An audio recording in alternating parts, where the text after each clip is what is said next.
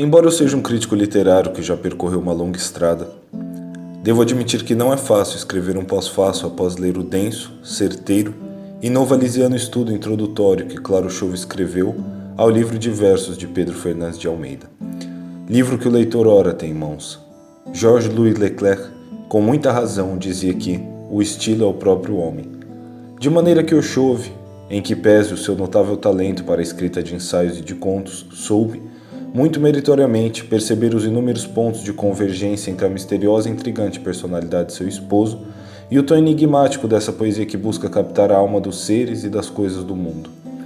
Esse desejo de expressar a essência das coisas, aliás, é uma característica comum aos poetas de alto nível, já que, para o poeta fraco, um pássaro é apenas um pedaço de carne coberto por penas.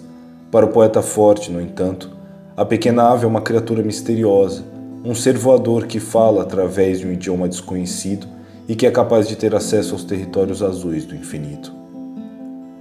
No livro A Consciência de Si, Lavelle afirma que o papel da escrita não pode ser, como se diz, eternizar o que passa, é antes extrair daquilo que passa o que é eterno. De fato, o poeta autêntico não se ocupa muito em perceber e traduzir esteticamente o brilho fugaz que transita pela epiderme das coisas. Ele se ocupa fundamentalmente em transmitir ao leitor, fazendo uso da linguagem figurada e transfigurada, o que Baudelaire chamava de a linguagem da flor e das coisas sem voz.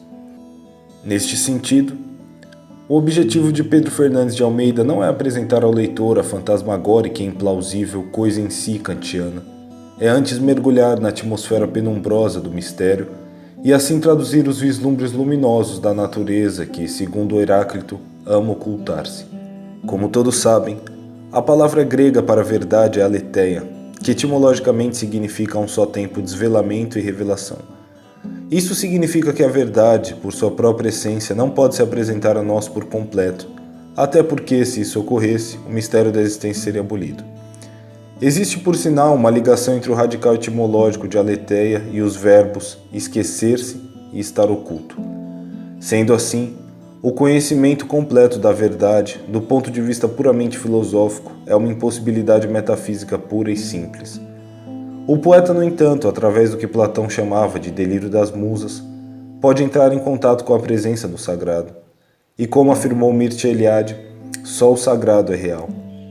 É isto que vemos, por exemplo, no poema Visão do Dilúvio, peça na qual Pedro Almeida nos faz lembrar que, a certa altura da antiguidade, o poeta e o profeta eram, indiscriminadamente, chamados de vate, uma vez que ambos possuem o poder do vaticínio. Visão do dilúvio. Vejo os pelos cor âmbar, vejo os grandes tigres que se afogaram nas águas cinzas em tumulto. Vejo-os sumirem, esplêndidos, agônicos, como o naufrágio do sol nos horizontes. Vejo cada um como um poente, os grandes tigres que se afogaram, porque o homem não lera sua linguagem, não souber aprender sua solidão serena. Vejo as aves brancas que se afogaram, vejo as inúteis asas encharcadas, os alarmados olhos, pequeninos, palpitando, e o rigoroso líquido matando a música. Porque o homem não lera sua linguagem, de se irmanar à altura sem levar no azul. E vejo as árvores que puras despencaram, vejo as fúrias aquosas contra os ramos, vejo o findar dos frutos, das sombras maternais consoladoras, porque o homem não lera sua linguagem, não proteger estranhos contra o tempo hostil, nem dar alimento sem querer o sangue. Vejo os cordeiros, as feras dos jardins, os paquidermes mansos que bramiram, as flores mortas entre os peixes, grandes e pequenos, já iguais de todo no desespero. Vejo a explosão das águas nos pulmões, vejo afinal os homens boquiabertos, ainda vazios de tudo que morria, das línguas sagradas pelo eterno escritas, ainda vazios de si.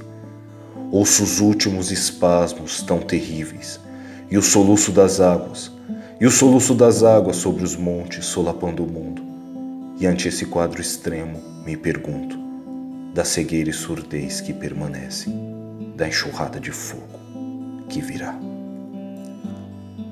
Os santos padres do deserto afirmavam que, após a queda, surgiram escamas nos olhos dos homens.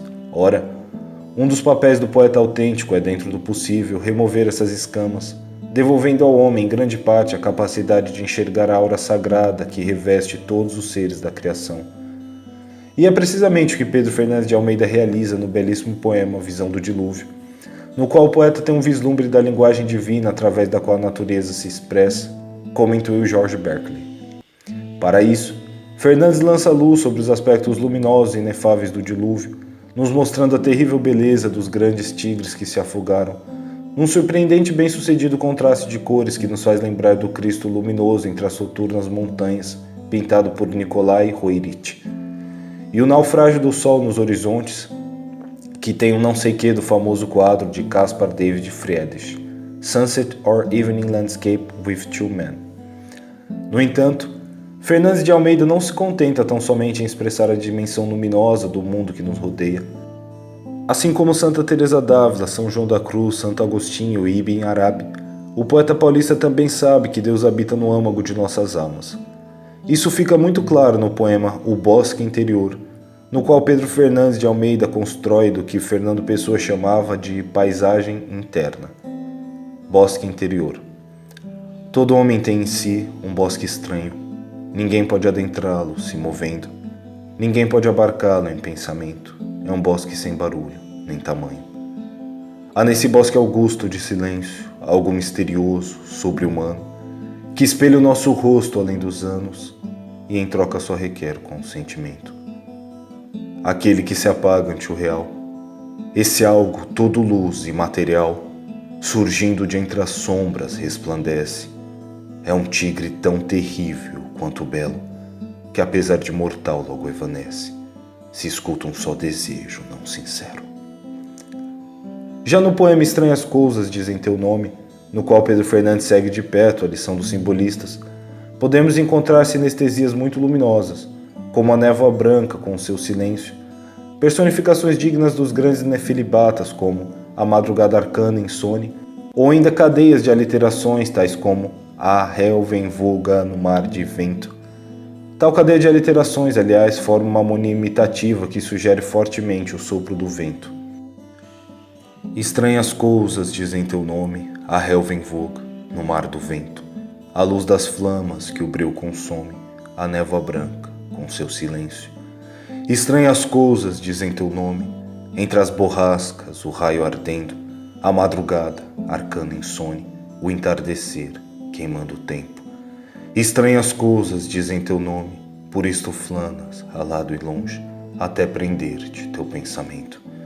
Estranhas coisas dizem teu nome, e se as esqueces, tua alma some, e se as escutas, tornas-te um tempo.